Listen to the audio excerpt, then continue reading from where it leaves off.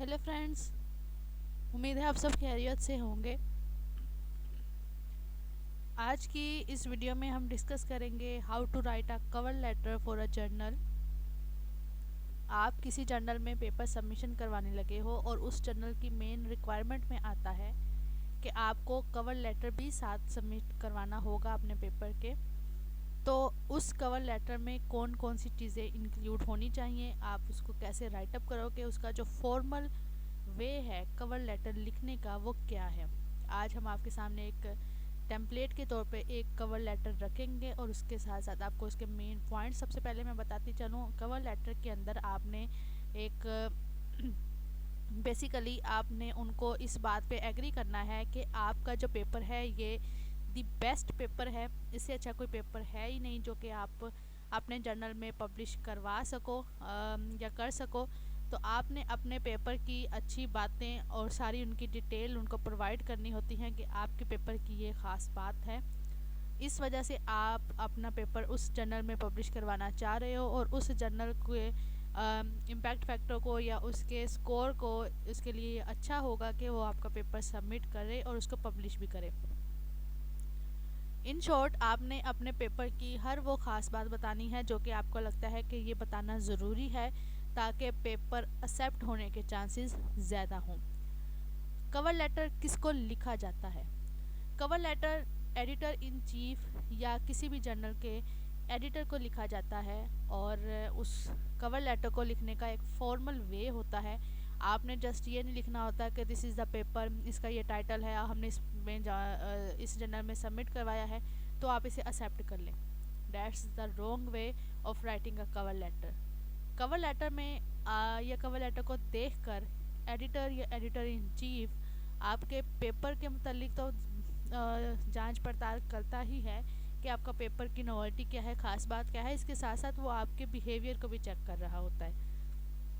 तो एडिटर और editor in chief इन दोनों को सबसे पहले तो आपने इनका जो नेम होता है, जिस जर्नल में आप पेपर सबमिट करवा रहे हो, आपने उस जर्नल के एडिटर या एडिटर इन चीफ का नेम लाजमी पहले चेक करना है कि उसका नेम क्या है। उसको आपने ये कवर लेटर लिखना होता है जो कि यूजुअली वर्ड फाइल में या तो वो मांगते हैं या कहते हैं कि पीडीएफ फाइल में, कभी कभार वो पीडीएफ का कहते हैं लेकिन यूजुअली वर्ड फाइल में ही आपको कवर लेटर सबमिट करवाना होता है।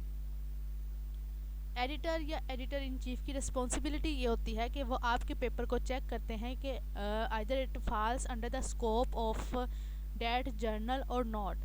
आपके जिस जर्नल में सबमिशन करवा रहे हो उस जर्नल का स्कोप, फॉर एग्जांपल एड्जॉर्प्शन से मुतल्लिक आपका पेपर है और उस जर्नल का स्कोप में भी एड्जॉर्प्शन आता है, वो एड्जॉर्प्शन से मुतल्लिक पेपर लेता है, तो वो एडिटर को आपका कवर लेटर पढ़ के ये समझ आ जाएगी कि आपके पेपर में कौन सी चीज़ डिस्कस की गई है। अगर आपने एड्जॉर्प्शन का काम डिस्कस किया है तो वो उसको आगे मज़ीद उसको स्टडी करेगा। अगर आपने वहीं पे ही कोई पॉलीमर स्टडी कर लिया है, मेडिकल बायोमेडिकल फील्ड में पॉलीमर को स्टडी किया है, जबकि जर्नल जो है वो वेस्ट वाटर ट्रीटमेंट के मुतलिक ही पेपर एक्सेप्ट करता है, तो वो कवर लेटर को पढ़ के एडिटर को अंदाज़ा हो जाएगा कि आपका पेपर आउट ऑफ स्कोप है, उस स्कोप में फॉल नहीं करता, फिर आपके पेपर को रिजेक्ट कर दिया जाता है।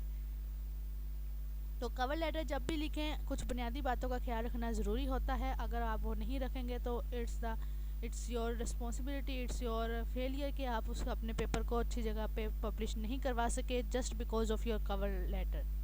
तो स्टार्ट करते हैं। कवर लेटर में कौन कौन सी बुनियादी चीज़ें होनी चाहिए और वो होती भी हैं। सबसे पहले आपने ये कवर लेटर जब लिखना है तो अपना नेम लिखना है। ये बिल्कुल इसी तरह है जब आप किसी को पीओ बॉक्स करते हो या लेटर लिखते हो फ्रॉम और टू का। सबसे पहले आप फ्रॉम लिखेंगे, अपना नेम यहाँ मेंशन करेंगे कि किसकी तरफ से जा रहा है, और अपना नेम किसका नेम लिखें, ये उसका नेम होता है जो कोरेस्पोंडिंग आथर होता है। कोरेस्पोंडिंग आथर क्या है, कौन होता है, कौन बन सकता है? तो corresponding author is that author जो पेपर सबमिट करवाता है किसी जर्नल में, ये जिसकी मेल आईडी से पेपर सबमिट होता है। जर्नल की तरफ से जो भी पेपर के मुतल्लिक इन्फॉर्मेशन आएगी, जो एक्सेप्टेंस की, रिजेक्शन की या रिवीजन की, तो वो उस कोरेस्पोंडिंग आथर को आती है। वो कोरेस्पोंडिंग आथर उस मेल को आगे बाकी के जो आथर्स हैं उनके साथ शेयर करने का पाबंद होता है। तो करेस्पॉन्डिंग आथर यूजुअली उस बंदे को जो डिफरेंट आथर्स होते हैं वो उस बंदे को रिकमेंड करते हैं कि तुम करेस्पॉन्डिंग बन जाओ, जो कि ज़्यादा एक्टिव हो, जो रिस्पॉन्सिबिलिटी ले कि वो आने वाली तमाम इन्फॉर्मेशन बाकी आथर्स तक शेयर करेगा।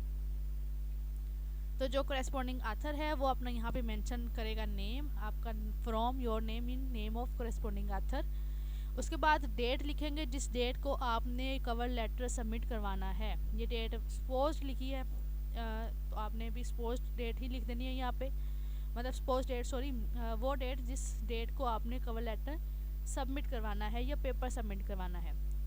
डियर एडिटर इन चीफ, जो एडिटर इन चीफ होगा, फॉर एग्जांपल यहाँ पे ये industrial and engineering chemistry research INEC research journal है ये, और इस जर्नल के एडिटर इन चीफ का नाम फिलिप्स E. सिवेज है, तो हमने इसको मेंशन कर दिया। ठीक है, ये एडिटर इन चीफ हैं, इनको आपने लिख दिया कि आप इनको लिखना चाह रहे हैं या एडिटर को लिखना चाह रहे हैं, इट्स अप टू यू, दोनों को लिखा जा सकता है। जर्नल एडमिनिस्ट्रेटर को कवर लेटर नहीं लिखते, कवर लेटर लिखते हैं एडिटर को या एडिटर इन चीफ को। पब्लिशर को भी कवर लेटर नहीं लिखा जाता और ना ही रिव्यूअर्स को लिखा जाता है। ठीक हो गया। आप डियर लाजमी मेंशन करें ताकि एक रिस्पेक्ट के तौर पे, अगर आप यहाँ पे ग्रीटिंग्स लिखना चाह रहे हैं तो ग्रीटिंग्स भी लिख सकते हैं, यानी कि डियर एडिटर इन चीफ के बाद यहाँ पे ग्रीटिंग्स लिख लें, ग्रीटिंग्स के बाद अपना जो मुद्दा है वो बयान कर लें, या ग्रीटिंग्स नहीं लिखना चाह रहे तो वैसे भी लिख सकते हैं, क्योंकि डियर से थोड़ा सा बहुत एहतराम शो हो गया। अच्छा, अब इसमें आपने ये बताना होता है पहले कि आपके पेपर का टाइटल क्या है। ठीक है, आप किस जर्नल में करवाना चाह रहे हो। ठीक है, उसके बाद आपने अपने पेपर की खासियत बतानी है कि आपने इस पेपर में ये चीज़ें डिस्कस की हैं, फिर उन चीज़ों को डिस्कस क्यों किया गया है। आपने ये भी बताना होता है कि आपने ये जो काम किया है क्यों किया है, क्या इसकी ज़रूरत थी काम करने की या नहीं थी, आपने उस चीज़ को जस्टिफाई करना है। उसके बाद आपने नोवेल्टी बतानी है, बाकी के जो पहले रिपोर्टेड पेपर्स हैं उनके साथ अपने पेपर को कंपेयर करना है कि पहले पेपर्स ये रिपोर्ट हो चुके हैं लेकिन हमारे पेपर में ये नई चीज़ है, हमारे पेपर में की ये ख़ास बात है, ये नोवेल्टी है। आपने उसको कवर लेटर में भी एक्सप्लेन करना है, जस्टिफाई करना है। तो स्टार्ट करते हैं। सबसे पहले आपने पेपर का टाइटल बताना होता है। I would like to submit my manuscript in title, जो आपके पेपर का टाइटल है, ये यहाँ पे टाइटल लिखा हुआ है। ठीक है, for possible evaluation by journal named, ये जर्नल में हम सबमिशन करवाना चाह रहे हैं। सबसे पहली लाइन आपने यही लिख देनी है। ठीक हो गया कि हमारा ये टाइटल है, हम इस जर्नल में पेपर सबमिट करवाना चाह रहे हैं। उसके बाद आपने बताना है कि इस पेपर में क्या बताया है, आपने क्या चीज़ स्टडी की है। In this paper I report showing that cedrus deodara sawdust, जो कि एक एड्सॉर्बेंट है, is an specious adsorbent for crystal violet dye removal from waste water, यानी कि ये बहुत ही अच्छा एड्सॉर्बेंट है डाई रिमूव करने के लिए, उसकी खासियत बता दी है। दिस इज़ सिग्निफिकेंट, अब आपने ये बताना है कि डाई रिमूवल क्यों ज़रूरी है। आपने पहले ये बताया कि हम ये पेपर सबमिट करवाना चाह रहे हैं इस जर्नल में। उसके बाद आपने ये बताना है कि आपने कौन सा डाई और कौन सा एड्सॉर्बेंट लिया है इस स्टडी को करने के लिए। बता दिया कि आपने सिट्रस देओदरा सारडस्ट लिया, क्रिस्टल वायलेट को रिमूव करवाया। फिर आपने बताना है कि डाई रिमूवल क्यों ज़रूरी है। दिस इज़ सिग्निफिकेंट वाई, आपने वो रीज़न बतानी है। Because when dyes are ejected into water stream directly, they resulted in deterioration of water quality by staying in environment for a long time। और crystal violet die जो यहाँ पे discuss किया गया है वो कार्सिनोजेनिक है, म्यूटाजेनिक है, और इसकी डिग्रेडेशन डीकलराइजेशन होना बहुत ज़रूरी है ताकि नेचुरल रिसोर्सेज जो हैं, for example air, water and land, उनको प्रिजर्व किया जा सके, उनको बचाया जा सके, उनकी प्रोटेक्शन की जा सके। मीन्स टू से वाटर पोल्यूट हो रहा है डे बाय डे, क्यों हो रहा है, डाइस की वजह से। ये कार्सिनोजेनिक होते हैं म्यूटाजेनिक होते हैं, जिनकी वजह से एनवायरनमेंट में काफ़ी देर तक वो रह जाते हैं और फिर पोल्यूशन काज करते हैं और वाटर को डे बाय डे वो पोल्यूट कर रहे हैं। वाटर, क्लीन वाटर की शॉर्टेज हो रही है, एयर भी ख़राब हो रही है, लैंड को भी वो डिस्ट्रॉय कर रहे हैं, सॉइल फर्टिलिटी को भी ख़राब कर रहे हैं। तो इन सारी चीज़ों को, नेचुरल रिसोर्सेज को प्रिजर्व करने के लिए, प्रोटेक्ट करने के लिए हम ये काम कर रहे हैं, हम ये एड्सॉर्प्शन का प्रोसेस कर रहे हैं। ठीक हो गया। अगर आपका कोई और रिसर्च वर्क है, अगर आप नेचुरल प्रोडक्ट पे काम कर रहे हो या किसी पॉलीमर पे काम कर रहे हो, तो आप उसकी भी ऐसी ही डिटेल प्रोवाइड करोगे कि पॉलीमर पे क्यों कर रहे हो, उसकी थोड़ी बहुत नोवेल्टी आप बताएंगे कि आपकी रीज़न क्या है, आपने यही टॉपिक क्यों सिलेक्ट किया है, आप उसको ब्रीफली एक्सप्लेन करेंगे, ठीक हो गया। उसके बाद आपने अपने काम की डिटेल बता दी, ये बता दिया कि आपने इस काम की खासियत क्या है और क्यों कर रहे हो, लेकिन आपने ये नहीं बताया कि इस जर्नल में ही ये क्यों पब्लिश हो। आपने अगले में वो बात बतानी है, अगले पैराग्राफ में, I believe that this manuscript is appropriate for publication by INEC, जो कि ACS इसका पब्लिशर है, because it explains interfacial phenomena of adsorption for separation of dyes from water and also include required experimental and theoretical work।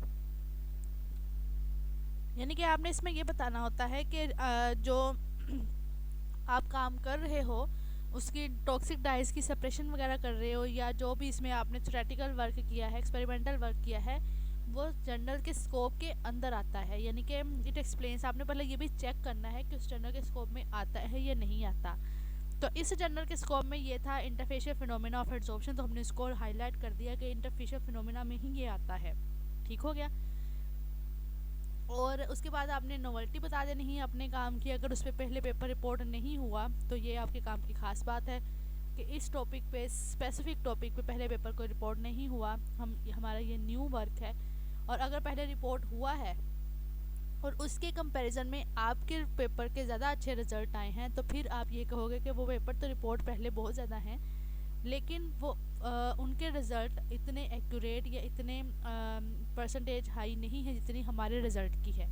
तो आप थोड़ी बहुत उसकी novelty बताएंगे पेपर की, अपने रिसर्च वर्क की, ताकि एडिटर को थोड़ा आइडिया हो कि आपके काम की क्या खास बात है। सारी चीज़ें बताने के बाद आपने ये मेंशन करना होता है कि क्या आपके कोई कन्फ्लिक्ट ऑफ इंटरेस्ट है या नहीं। कन्फ्लिक्ट ऑफ इंटरेस्ट का मतलब होता है कि क्या आप ये चाहते हैं कि आपका पेपर जब पब्लिश हो तो आपको उस एज अ रिज़ल्ट जब कोई लोग उसको स्टडी करें तो वो फुली डाउनलोड ना हो बस, बल्कि सब्सक्रिप्शन हो और आपको उसकी जो है वो पे किया जाए उसके बदले में या उसके रिवार्ड में। तो बेहतर ये होता है कि आप नो कन्फ्लिक्ट ऑफ इंटरेस्ट कर दें, क्योंकि आपका पेपर ऑलरेडी पब्लिश हो चुका होना है, आपको पेपर पब्लिशिंग से गर्ज है ना कि आपको मनी से। तो आप यहाँ पे I have no conflict of interest to disclose आप ये मेंशन कर सकते हैं, ठीक हो गया। उसके बाद कोरेस्पॉन्डिंग आथर का फ़ोन नंबर आ जाएगा, ईमेल आ जाएगी, इसका नेम और उसकी यूनिवर्सिटी की एफिलिएशन, यानी कि वो किस यूनिवर्सिटी से इल्हाक है, उसका कहाँ पे वो भी स्टडी कर रहा है, वो सारी डिटेल आएगी। फॉर एग्जांपल यहाँ पे जो कोरेस्पॉन्डिंग आथर है उनका नेम आ जाएगा, डिपार्टमेंट ऑफ केमिस्ट्री है, ये कौन सा डिपार्टमेंट है, यूनिवर्सिटी का नेम आ जाएगा, कॉन्टैक्ट नंबर यहाँ पे आपने लिख देना है, ठीक हो गया। उसके बाद यहाँ पे ईमेल मेंशन कर देनी है, जो ईमेल होगी कोरेस्पॉन्डिंग आथर की वो ईमेल मेंशन कर दे। और फिर ये भी आपने कंफर्म करना है कि ये पेपर सिर्फ इसी जर्नल में सबमिट करवाया है, किसी और जगह ये ऑलरेडी पब्लिश्ड नहीं हुआ और ना ही कहीं पे सबमिट करवाया गया है, ताकि प्लेजरिज्म का इशू ना हो, ठीक है। उसके बाद आपने जस्ट इस तरह की इन्फॉर्मेशन प्रोवाइड करने के बाद आपने कहना है कि ये ओरिजिनल पेपर है, हमने ये नोवेल्टी है, ये सारी चीज़ें प्रोवाइड करने के बाद आपने उनका थैंक यू कह देना है कि आपका बहुत शुक्रिया होगा कि अगर आप हमारे पेपर को कंसिडर करोगे for publication in this journal. तो ये एक फॉर्मल फॉर्मेट होता है किसी भी कवर लेटर को लिखने का। तो किसी भी जर्नल में, चाहे वो केमिस्ट्री का हो, फिजिक्स का हो या मैथ का, आप उसमें पेपर सबमिशन करवाने से पहले आपको कवर लेटर लाजमी लिखना होता है, और उसकी डिटेल हमने यहाँ पे डिस्कस की कि उनमें कौन कौन सी बुनियादी चीज़ें लाजमी होनी चाहिए और वो कवर लेटर कैसे लिखा जाए। तो स्टूडेंट्स, इसी तरह की इन्फॉर्मेटिव वीडियोस मैं बनाती रहती हूँ। अगर आपको ये वीडियोस अच्छी लगी हों तो काइंडली इस चैनल को सब्सक्राइब कर दें, लाइक कर दें और ज़्यादा से ज़्यादा शेयर कर दें, ताकि बाकी स्टूडेंट्स तक भी इन्फॉर्मेशन पहुँच जाए। तो आज तक के लिए इतना ही। नेक्स्ट